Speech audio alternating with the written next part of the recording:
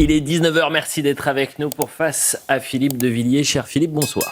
Bonsoir Elliot, bonsoir Geoffroy. Geoffroy Lejeune est là comme chaque vendredi soir. Cher Geoffroy, bonsoir. Bonsoir à tous les deux. Philippe de Villiers, dans cette émission, on va revenir un peu plus tard sur une idée folle que vous avez eue, qui est le Vendée Globe, qui va partir dimanche prochain. Extraordinaire. Donc on prendra le temps dans cette émission de revenir sur cette actualité majeure, puisque le monde aura les yeux rivés sur le départ du Vendée Globe dimanche matin. Mais avant cela, l'actualité de la semaine nous emmène aux États-Unis et la victoire de Donald Trump à la présidentielle. Jamais depuis George Bush, un président républicain n'avait réussi à obtenir le vote populaire. 5 millions de voix séparent Donald Trump de Kamala Harris, Geoffroy Lejeune. Philippe, j'imagine que vous avez suivi attentivement ce qui s'est passé. Selon vous, de quoi l'élection de Donald Trump est-elle le nom ?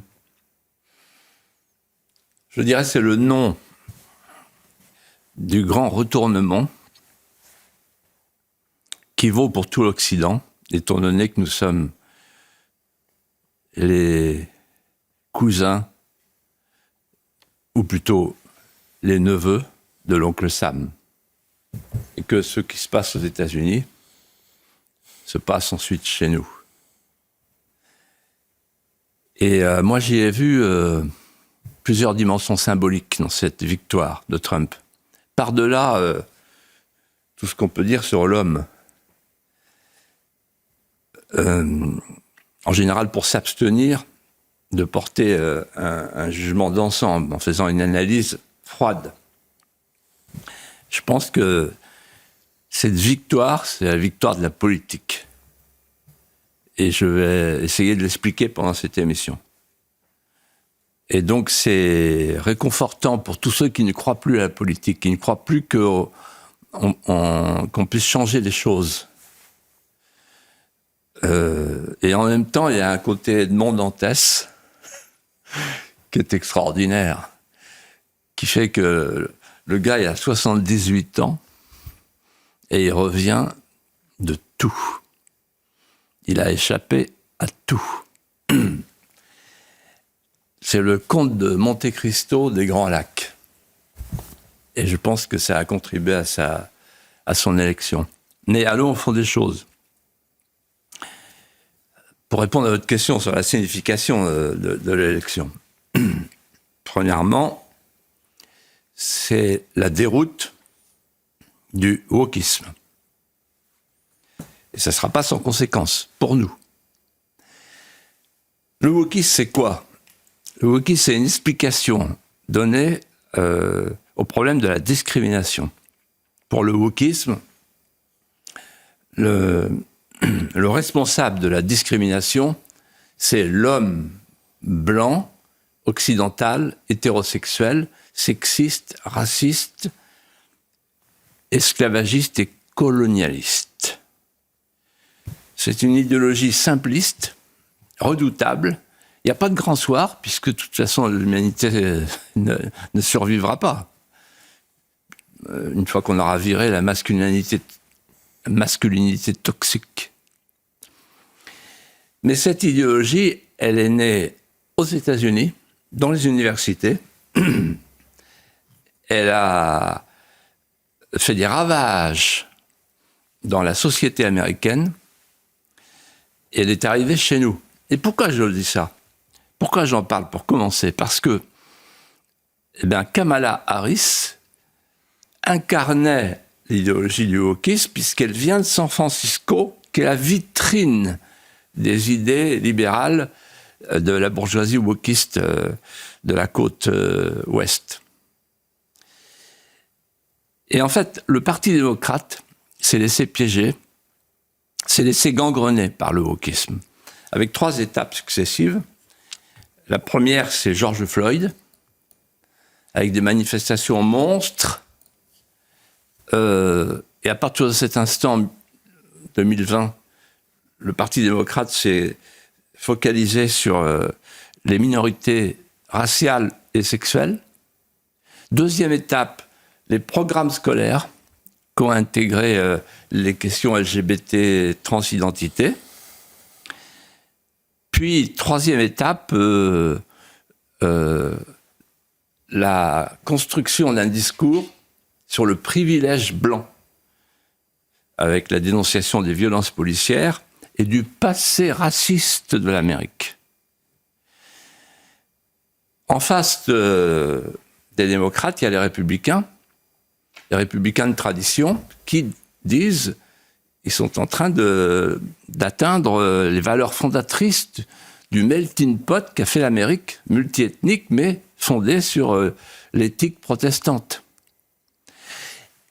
Et la surprise, c'est que les latinos et les arabo-musulmans, eux, disent, nous, on ne veut pas que dans les classes, nos enfants nous racontent le soir qu'ils ont vu arriver les drag queens. Et donc, voilà, le wokisme est défait.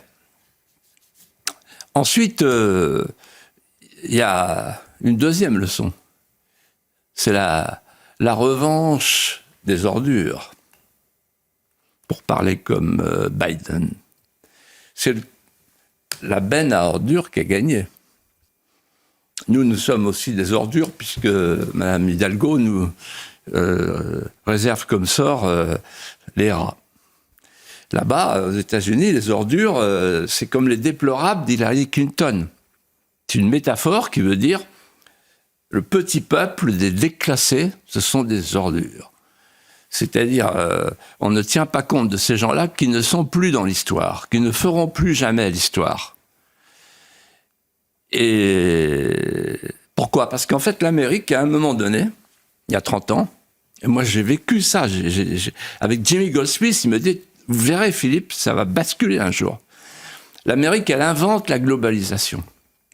Elle veut la globalisation, le GATT, l'OMC, 1994. Et donc, en fait, elle se transforme en une pieuvre avec des tentacules, les chaînes de valeur globale, dans le monde entier. Et donc, toute la ceinture de rouille, comme on dit aux États-Unis, autour des Grands Lacs, elle est sacrifiée. Et vous avez en fait les élites côtières, Californie, New York, qui tiennent le pays, et qui en viennent à oublier qu'il y a toute une Amérique du milieu, qui est une Amérique déclassée, une Amérique dépossédée, et une Amérique qui souffre de l'inflation et de la globalisation, puisque cette Amérique est frappée par la désindustrialisation depuis 30 ans. Et donc c'est la revanche de tous ces déclassés qui regardent Trump comme un héros populaire qui affronte et toise la technocratie, la haute finance, lui le milliardaire, et cette Amérique déclassée, quand il fait son pas de danse, elle adhère. Pourquoi ? Parce qu'il n'est pas comme les autres, il est moins guindé. Et en plus de ça, comme je le disais à l'instant, il triomphe de tout. Donc s'il triomphe de tout, y compris des juges, bah, peut-être qu'il va enfin pouvoir gouverner contre l'État profond. Et la troisième signification, c'est la victoire de la personnalité américaine profonde. C'est-à-dire, qu'est-ce qu'on voit sur les images ? On voit les drapeaux. Alors on se moque des casquettes, mais parce que voilà, les couleurs américaines, les Américains sont des grands enfants, me disait toujours mon père, il avait raison. Mais ils portent sur eux les couleurs, donc ils sont fiers, le drapeau américain, l'hymne et la frontière. Chez nous, la frontière, c'est un tabou. Vous avez remarqué, il y a des conférences de presse sur la drogue, etc. La frontière, on ne peut pas en parler, c'est un tabou. Il n'y a plus de frontières. Et donc, je reprends ce que je disais il y a une semaine, un pays qui perd ses contours et qui perd ses compteurs meurt. Eh bien, je pense que, contrairement à ce qu'on a pu dire, le nouveau président des États-Unis est un homme intelligent, fantasque, mais qui a fait, qui a su parler à tout ce petit peuple des dépossédés, des expatriés de l'intérieur qui l'ont porté au pouvoir. On va écouter justement le 47e président des États-Unis qui parle d'une victoire historique. Et je pense qu'on peut dire que c'est le plus grand mouvement politique qui n'ait jamais existé dans notre pays, et même au-delà.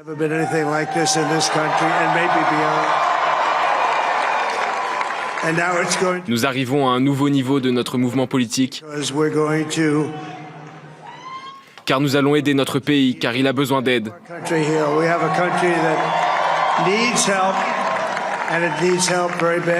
Nous allons nous occuper de la frontière.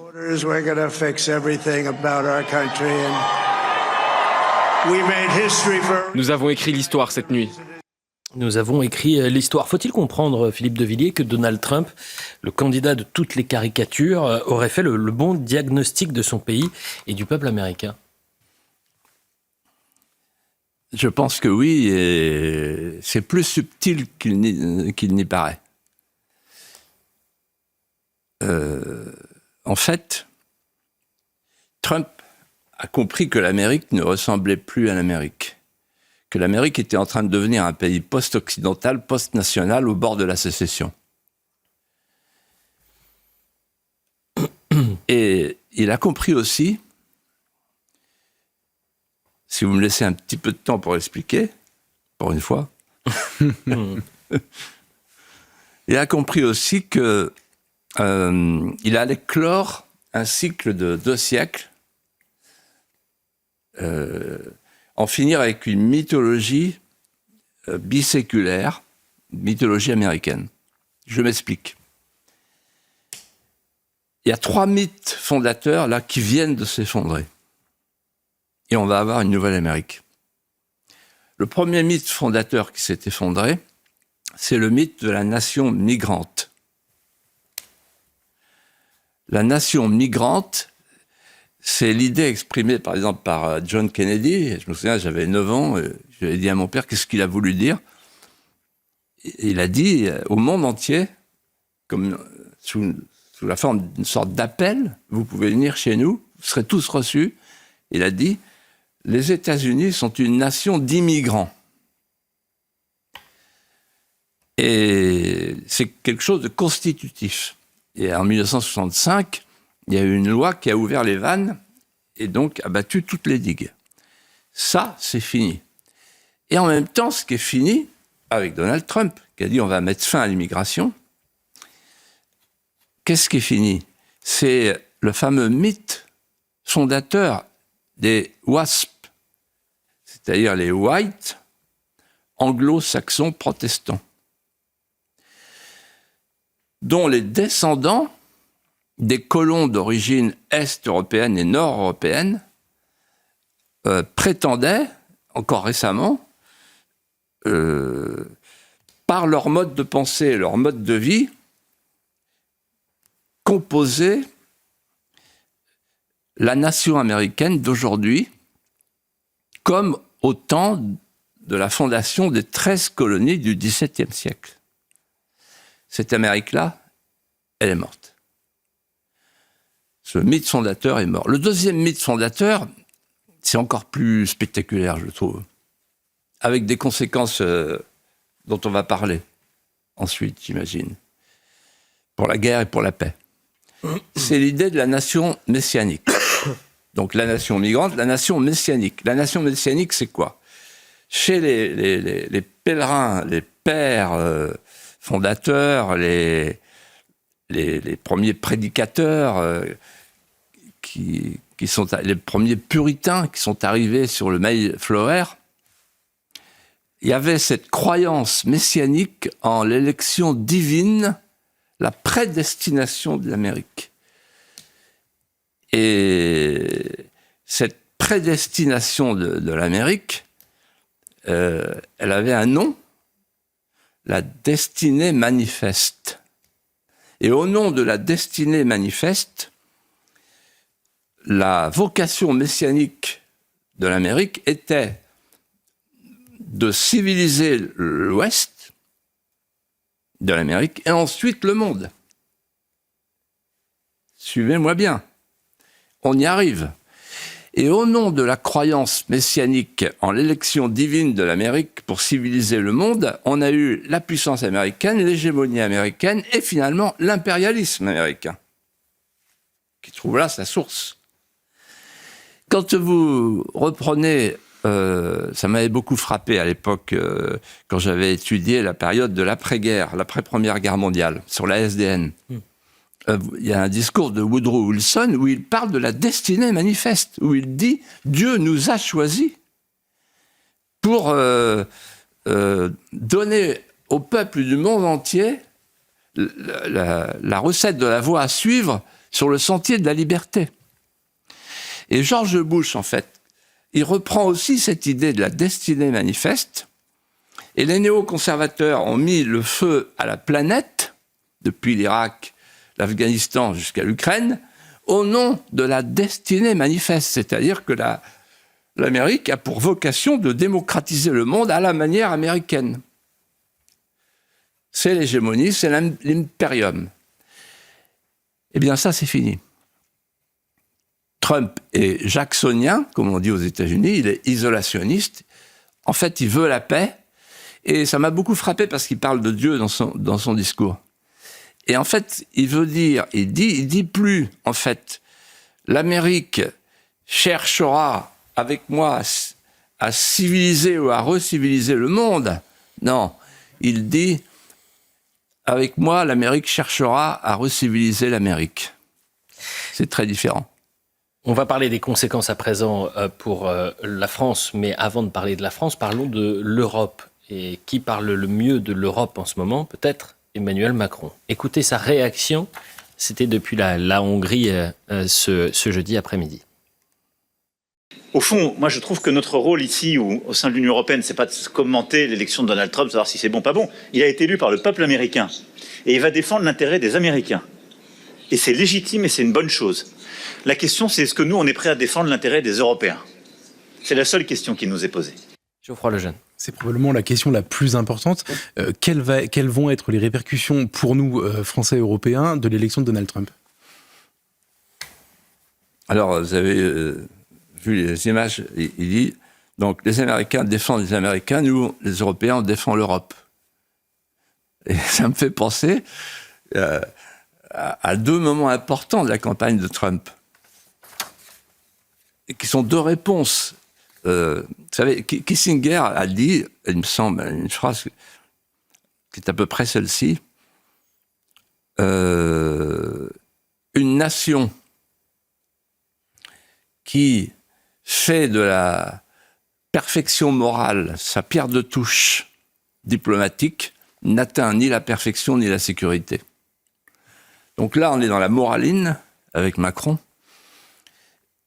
et il dit « Europe d'abord ». Et pendant ce temps-là, Trump, qu'est-ce qu'il a dit? America first. On n'oserait plus dire aujourd'hui France d'abord. Donc on a le droit de dire Europe d'abord, comme Madame Hayet pour la campagne européenne et comme maintenant Macron. On va faire l'Europe, là, avec ouais. Plus on la fait, plus elle se défait, plus elle défait les nations. Mais on continue. Et deuxième slogan qui explique la victoire de Trump, en grande partie. Il a l'oreille déchirée, il tombe, il se relève, la tête ensanglantée, et il crie 3 fois « Fight! Fight! Fight !» Qu'est-ce que ça veut dire? C'est subliminal. Ça veut dire « Vous pouvez compter sur moi jusqu'à ma mort pour défendre quelque chose qui est plus grand que moi, qui est l'Amérique. Vous pouvez compter sur moi pour vaincre. Fight! Et vous pouvez compter sur moi pour me battre. Et ce que je vous demande, c'est de vous battre avec moi. » Et ils se sont battus avec lui. Et donc, quel contraste avec cet arrêt aux pages de leaders décadents, wokisés de l'intérieur, et qui savent plus où est le destin de leur peuple, parce qu'ils ont quitté leur peuple. Ils ont fait sécession. Quel contraste. Et qu'est-ce qui va se passer? Je réponds à votre question. Il va se passer 3 choses. Premièrement, l'Amérique va nous surtaxer. Pourquoi? Parce que, comme l'a dit l'économiste Christian de Boissieu, très intelligemment, Trump va se servir des droits de douane pour faire entrer de l'argent pour pouvoir baisser les impôts.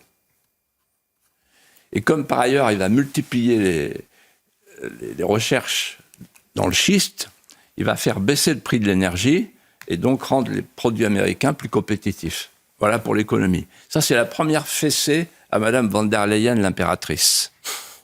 Deuxième fessée, l'Amérique, à mon avis, elle va cesser de nous défendre. Je pense que l'article 5 de la charte atlantique, qui suppose la solidarité en cas d'attaque, a de mauvais jours à passer. C'est peut-être la fin. Je pense qu'il y aura moins d'Amérique en Europe, il y aura moins d'OTAN en Europe, il y aura moins d'atlantisme en Europe. Et pourquoi ? Parce que l'obsession de Trump, c'est la Chine, c'est le Pacifique, c'est l'Asie. Ça aurait été pareil d'ailleurs avec sa concurrente. C'était pareil déjà avec Biden. L'obsession de l'Amérique, c'est plus l'Europe, c'est la Chine. C'est le fameux piège de Thucydide. L'Amérique est prise dans le piège de Thucydide. Elle est en train de perdre son impérium. Et troisièmement, troisièmement, il va nous laisser seuls. Il va laisser l'Europe seule avec l'Ukraine. Mais il se pourrait que l'oncle Sam s'entende directement sur notre dos avec le Cosaque. C'est peut-être ce qui est en train de se produire. Et nous, on sera gros gens comme devant. Vous imaginez Macron qui voulait envoyer des troupes, Macron qui parlait de guerre nucléaire. Qu'est-ce qui va leur rester ? Il va leur rester la réunionite et leurs yeux pour pleurer. En fait, l'Europe, elle est seule aujourd'hui. Voilà le résultat de l'Union européenne. Elle est seule. Elle est fâchée avec la Russie, elle est fâchée avec les BRICS, avec le Sud global. La Chine la regarde comme une proie à conquérir. La Chine, la proie, c'est l'Europe. Et maintenant, le lien privilégié avec l'Amérique va être distendu. En d'autres termes, et pour résumer, l'Europe est orpheline de la mère nourricière, l'Amérique. Elle est orpheline de ses racines qu'elle n'a pas voulu reconnaître, qu'elle ne veut plus reconnaître. Elle est orpheline des nations qu'elle ne cesse de brimer, et elle est orpheline de son destin. Et je relisais hier soir la conclusion des mémoires de Monnet, et je me disais, Monnet, il a expliqué qu'il n'y avait pas d'autre destin pour les Européens que la communauté transatlantique. En fait, il voulait faire un seul pays, avec deux pôles. Les États-Unis d'Amérique, les États-Unis d'Europe. C'était ça l'idée. Deux nations fédérales. C'était ça l'idée. C'est encore ça l'idée sous-jacente. Mais c'est fini.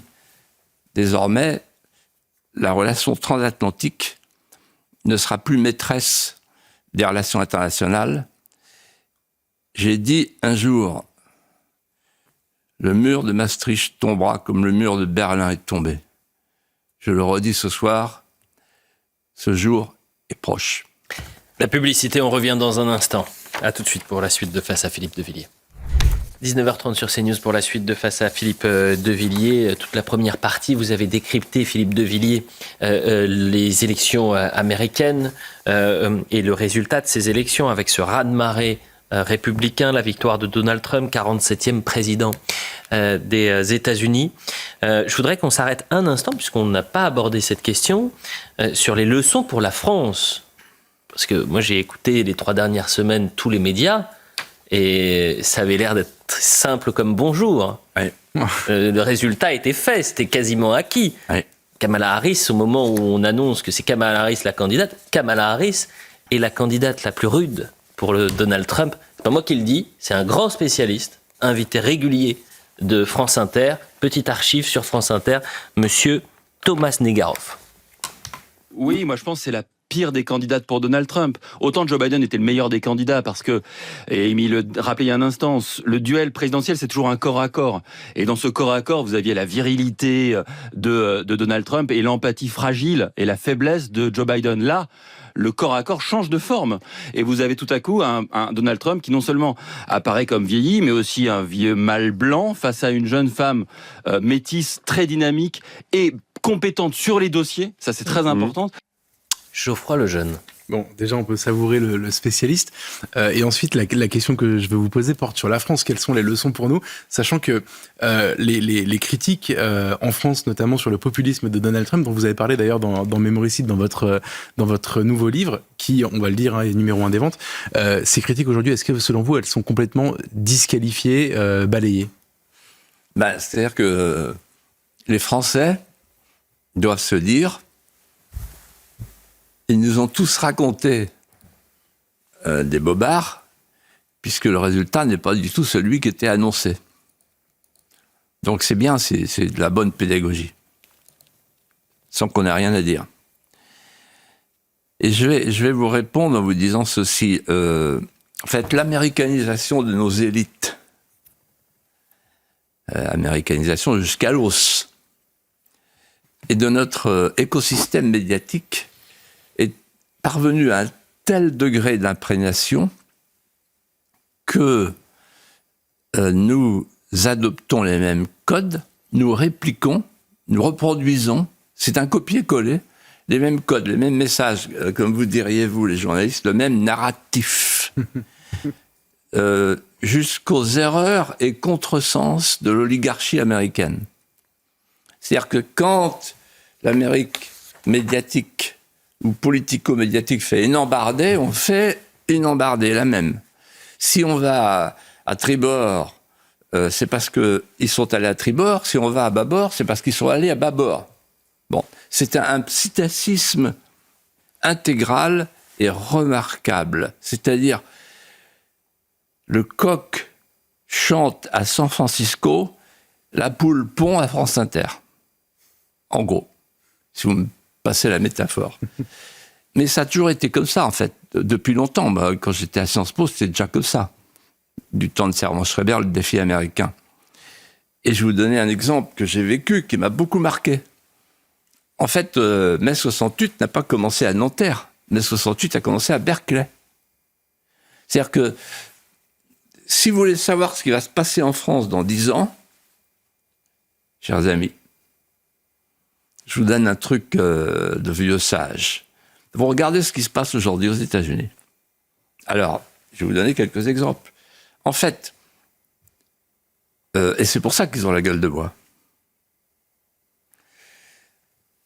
D'abord parce que le wokisme est arrivé chez nous depuis l'Amérique.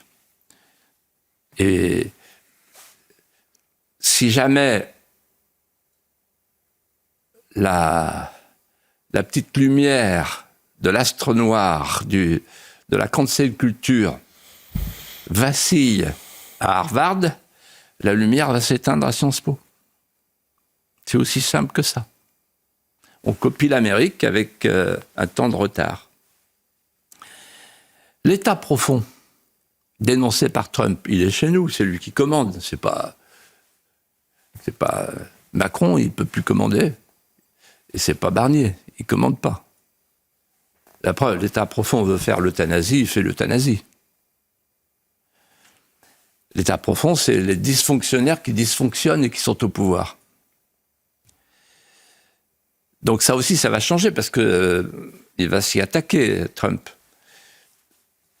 Ensuite, la société médiatique, c'est la même chape de plomb chez nous, chez eux. Et vous avez parlé du populisme. C'est la même populophobie des élites. Les élites détestent le peuple et toutes les élites crient au populisme. Qu'est-ce que c'est le populisme ? J'ai déjà dit, je le répète, et je l'explique dans un chapitre important de mon livre sur la populophobie. Le populisme, c'est le cri des peuples qui ne veulent pas mourir. C'est le cri des déclassés qui se sentent dépossédés, qui se sentent expropriés, qui ont tout perdu de ce qu'ils sont, de ce qu'ils avaient.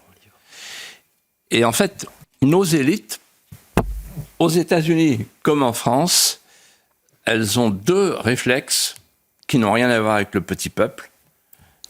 Le premier réflexe, c'est un réflexe censitaire. Elles sont toute la caste élitaire est anationale, privatif. C'est-à-dire qu'elle ne regarde plus vers le peuple ou vers la nation, elle regarde vers le monde et le monde de ses intérêts. Et deuxièmement, la caste élitaire, aux États-Unis comme en France, et c'est ça le plus important de ce que je veux dire, elle veut changer de peuple.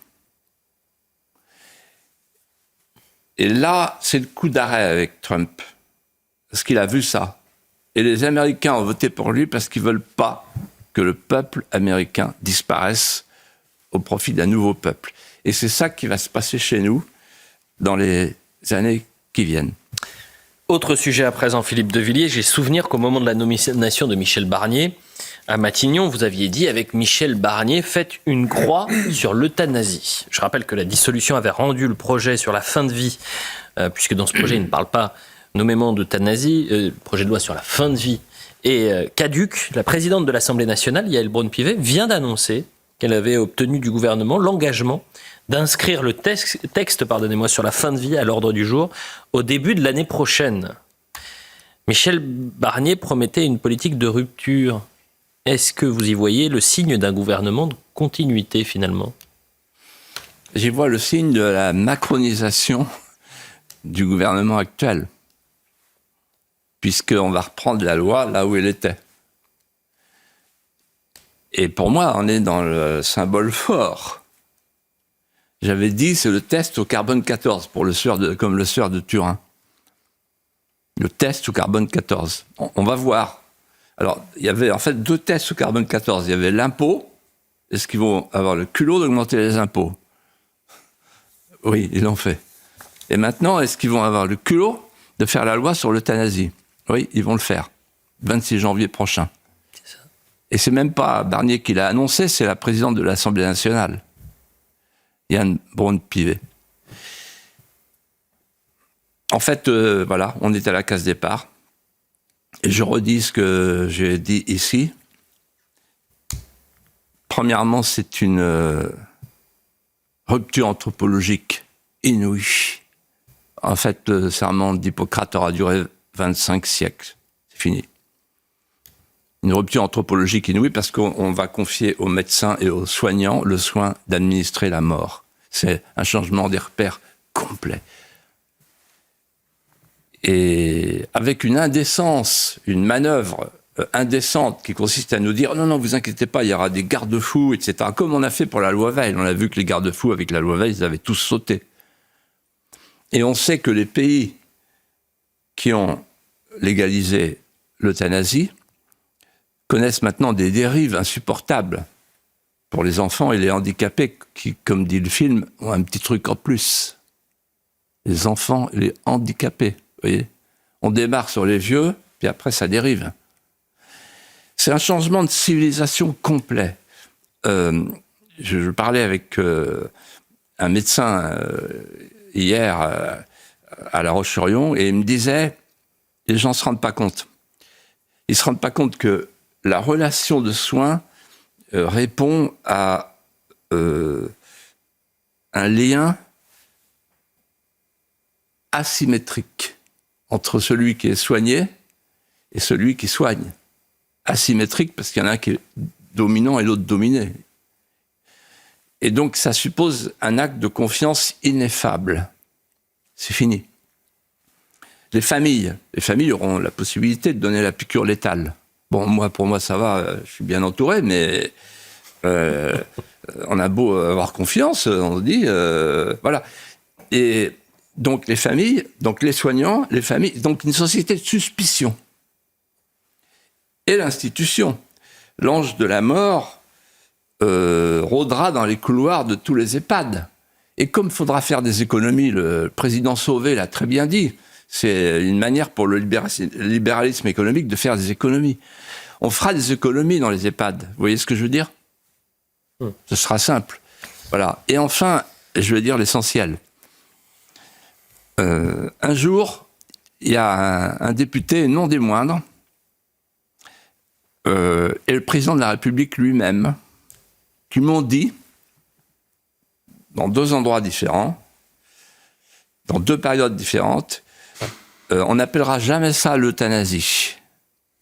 Il dit pourquoi ? Parce que l'euthanasie, ça rappelle l'eugénisme, et l'eugénisme, ça rappelle des périodes auxquelles on ne veut pas faire allusion. Il dit, ah bon ? Ah oui. Et je me suis penché sur la loi du 14 juillet 1933, reçue en Allemagne comme un progrès. L'Allemagne nazie. Ils ont fait l'euthanasie et l'eugénisme. Et eux, ils n'ont pas contourné les mots. Ça s'appelle pas activité, je sais pas quoi. Aide active à mourir. Aide active à mourir. Oui, voilà. Donc, suicide, hop, voilà. Et donc, le contournement sémantique qu'ils ont demandé à l'académicien, trouver des mots pour qu'on n'évoque pas l'eugénisme. Le modèle de l'eugénisme qu'ils ont sous les yeux et qu'ils vont appliquer, c'est l'Allemagne nazie. Voilà. Et donc, je dis que la sélection eugéniste d'une population pour avoir le vieillard parfait et l'enfant parfait est une honte pour notre civilisation. Des propos, Philippe de Villiers, qui sont extrêmement forts, mais c'est là aussi qui vous appartiennent bien sûr, et c'est la liberté d'expression, et c'est important d'entendre tous les avis sur cette question-là. Oui, non, mais autre sujet. Je pense que c'est une question de réflexe intime, ultime. On est en train de couler à pic. Voilà, on coule à pic parce qu'on est en train de perdre tous les repères de la civilisation. Et ce que je reproche à Emmanuel Macron, puisque en tant que modérateur, vous avez raison de avoir d'emmerde avec l'ARCOM, qui d'ailleurs m'a jugé cette semaine. C'est pas vrai. Oui, j'ai été jugé. Là, c'est pas vrai. Je vais avoir une amende non. à cause de ce que j'ai dit sur l'avortement constitutionnel. Ah ben, écoutez, oui. Vous me l'apprenez en direct, donc, Philippe de Villiers. Donc, je dis à mes juges... bonsoir. Vas-y, bourreau, fais ton travail. Bon. Mais moi, j'irai jusqu'au bout. Mais à mon âge, c'est pas grave de finir en prison. Mais je tiens à vous remercier de souligner le fait que, naturellement, il y avait ce rôle de modérateur. Je ne sais pas trop bien ce que ça veut dire. Mais vous savez qu'il y a énormément de gens. Tout à l'heure, je me suis arrêté dans une boulangerie pour acheter une petite salade. Là. Et les boulangers sont sortis, ils étaient en grand tablier enfarinés. Et ils m'ont dit, on n'est pas d'accord forcément avec tout ce que vous dites, mais qu'est-ce que ça fait du bien. Voilà. Et c'est pour eux que je parle, les fariniers d'Angers. Mais sachez, Philippe de Villiers, que nombreux sont ceux qui m'interpellent en disant, je regarde cette émission. On nous roule dans la farine. Voilà. Mais nombreux sont ceux qui nous interpellent pour dire, je ne suis pas forcément d'accord avec ce qu'il dit, mais c'est toujours intéressant d'avoir une analyse. C'est ça aussi la liberté d'expression, d'entendre les avis des autres. Mon livre part comme de petits pains, si vous me parlez.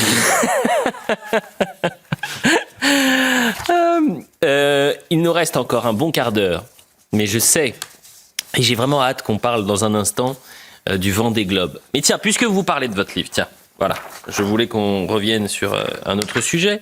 Mémoricide, ça s'appelait à nos amis, excellents amis, du Canard enchaîné. C'est Gabriel Cluzel qui nous a alertés sur les réseaux sociaux. Pour être très honnête, j'avais pas vu le petit article. Alors, le Canard enchaîné vous a raillé, Philippe de Villiers. Dans cet article, ils expliquent, allez, un dernier cri. Je cite, « Être vendéen, c'est affronter les colonnes infernales d'hier et d'aujourd'hui. Face au wokistan et à l'islamistan, comment réagit la France ? Elle est en dormition. » Ça, c'est ce que vous écrivez dans Mémoricide. Et les journalistes du Canard enchaîné expliquent, « Bonne lecturation. » Vous leur répondez quoi ? Mon cher Philippe de Villiers. Donc je vais d'abord leur répondre et ensuite je vais solliciter nos téléspectateurs. Alors je leur réponds, voilà, vous caractérisez par ce propos et vous soulignez ce que j'arrête pas de dire depuis 1 an et demi dans cette émission et de dénoncer, c'est la baisse du niveau. La baisse du niveau intellectuel des journaleux et des hommes politiques. Alors, les hommes politiques, il y en a beaucoup qui me disent « Ah, j'ai commencé ton livre, mais c'est difficile, je prends souvent un dictionnaire. » Bon. Moi, je trouve ça plutôt sympathique. Bon. Et les journaleux, eux, ils disent pas ça. Ils disent « Qu'est-ce que c'est que ce mot ?» Et comme ils se souviennent du mot prononcé sur le mur de Chine par... Ségolène Royal, la bravitude, ils disent ça doit être pareil. qu'est-ce qu'il est allé chercher ce mot de dormition? Et donc, ils disent bonne lecturation, ils se foutent de ma gueule. Voilà. Et donc, maintenant, je sollicite les téléspectateurs.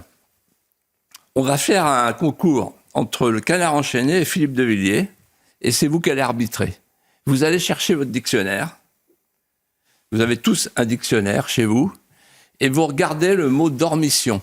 Et vous allez voir plusieurs définitions du mot dormition. C'est le sommeil de la Vierge, un sommeil temporaire, c'est le sommeil tout court, selon les définitions du dictionnaire. Mais dans tous les cas, il y a le mot dormition dans tous les dictionnaires français, et donc j'ai utilisé un mot français. Et je vais vous dire quelque chose, pour conclure sur ce sujet. J'essaye de parler à la langue française. Et si mon livre a autant de succès, c'est sans doute parce que les gens se disent « c'est agréable, c'est fluide, il parle français ». Pauvre Canard enchaîné, le Canard enchaîné, vous savez, Robert Lamoureux disait le canard est toujours vivant. Mais là, le canard, il court, mais il est sans tête.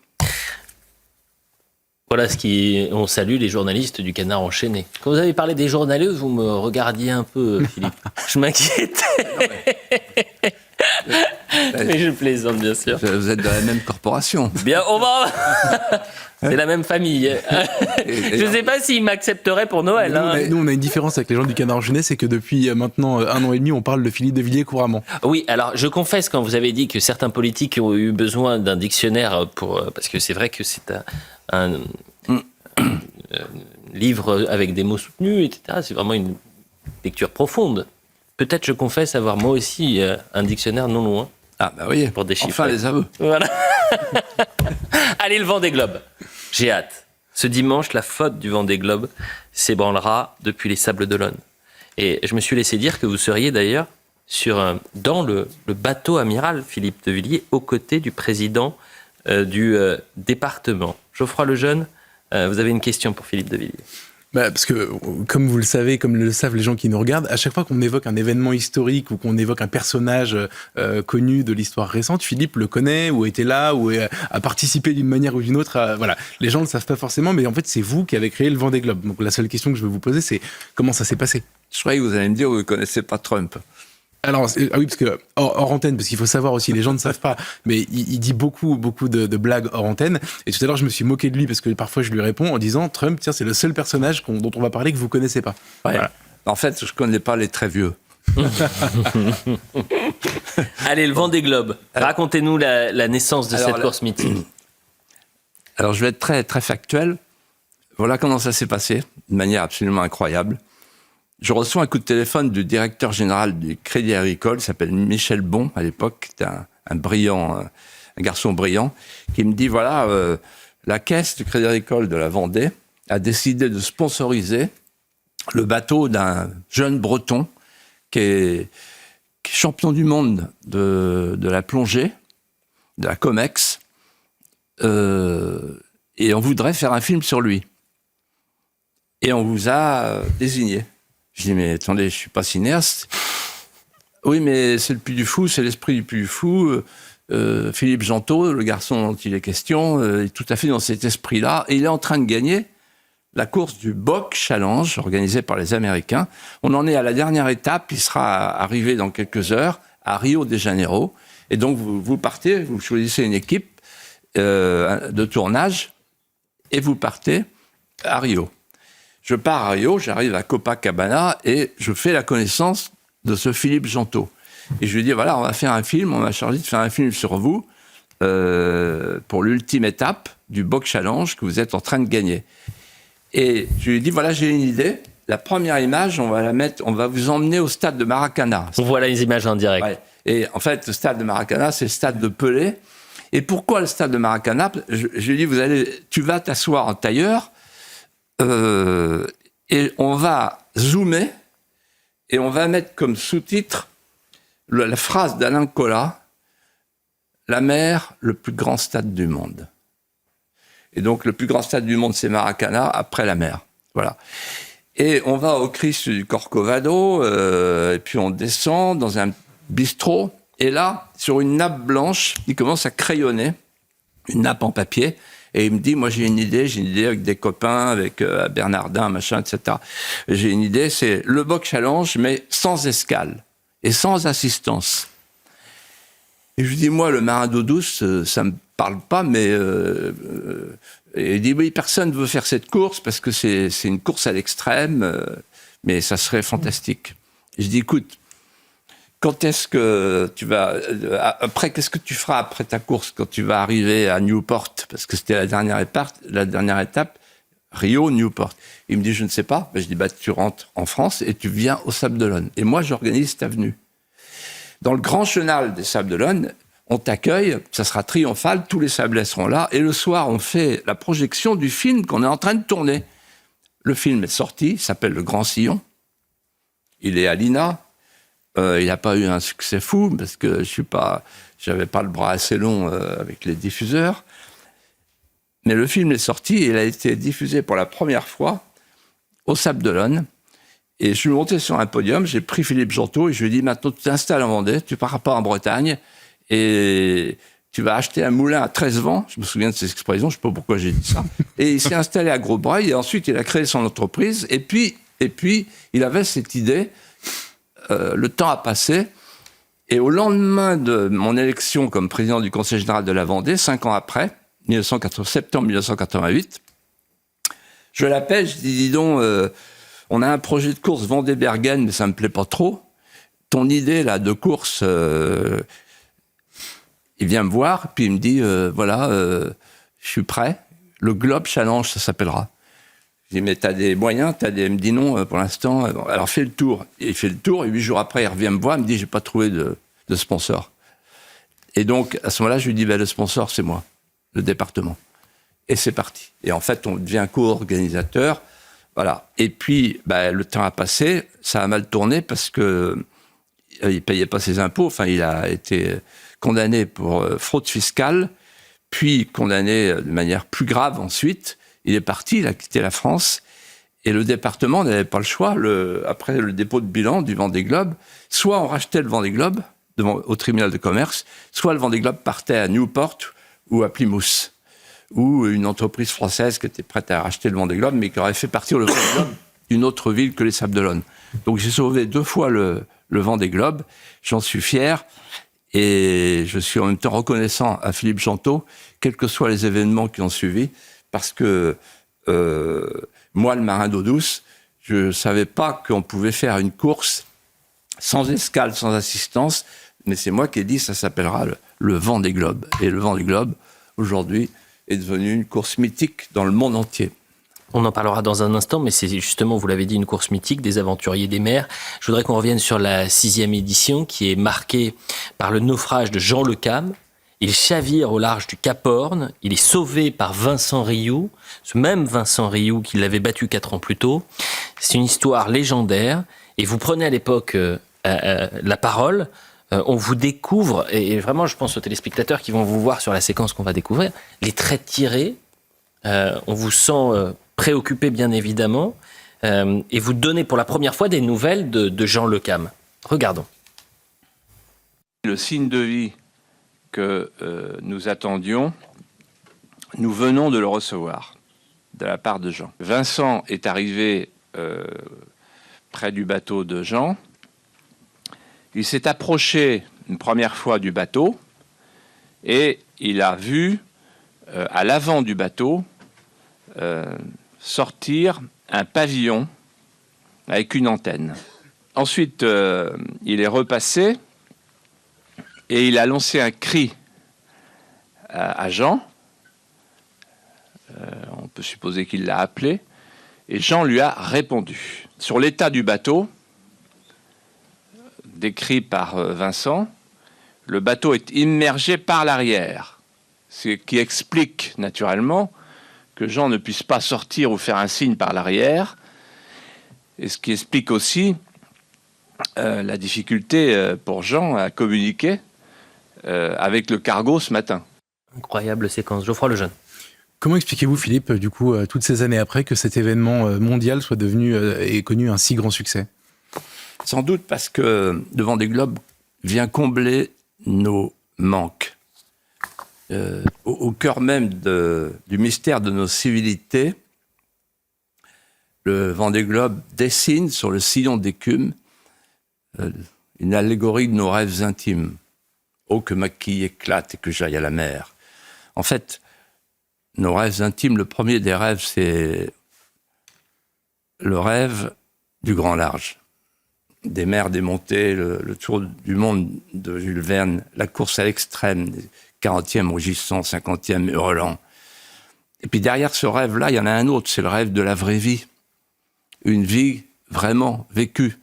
Et la vie vraiment vécue, elle est au-dessus des nécessités de nature. C'est les enchantements de l'âme, l'oblation du regard, loin des nonchalances digitalisées de la salle d'eau et des poissons rouges du salon où on promène des pensées vides. Et puis derrière ce rêve, il y en a un autre encore, c'est le rêve de l'entraide, le baiser du lépreux, quand, en fait, on décide d'arrêter la course, de tout sacrifier pour aller sauver le voisin, qui est un lointain. Et puis enfin, il y a le rêve du panache, de ces hommes qui sont rudes, qui ont l'humeur rogneuse, qui vivent avec les albatros et les soleils levants, et qui, en fait, nous rappellent le temps jadis des marins qui escrimaient en mer au nom de l'honneur et de l'encre de miséricorde. Et moi, pour terminer, je voudrais vous dire mon rêve. Le rêve que j'ai fait à l'époque, en 1989, c'était de donner au double cœur de la Vendée des lettres de course pour le faire claquer au vent, pour que flotte sur toutes les mers du monde le mythe de la conscience dressée sur le toit tranquille où dorment les colombes. Merci beaucoup, Philippe de Villiers. Dimanche, vous serez donc au départ du Vendée Globe. Je serai avec M. Alain Leboeuf, le président du Conseil général. Tous mes successeurs ont été admirables, je voudrais les citer. Allez-y. M. Auvinet, Bruno Retailleau d'abord, M. Auvinet ensuite, et puis Alain Leboeuf. Et donc je leur rends hommage parce qu'ils ont maintenu la course, et ils l'ont maintenue dans son esprit. La course est un bien public, c'est pas une opération sandwich.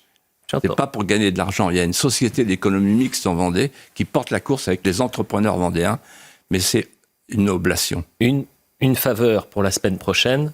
Je souhaiterais qu'on commence l'émission avec une photo de vous sur le bateau amiral au moment du départ. D'accord ? On demandera ça aux informateurs bien informés. Oh, peut-être qu'on demandera ça, il a raison, aux informateurs bien informés. Un grand merci, Philippe de Villiers. Merci à vous également, Geoffroy Lejeune. On se retrouve dans un instant pour l'heure des Pro 2. À tout de suite.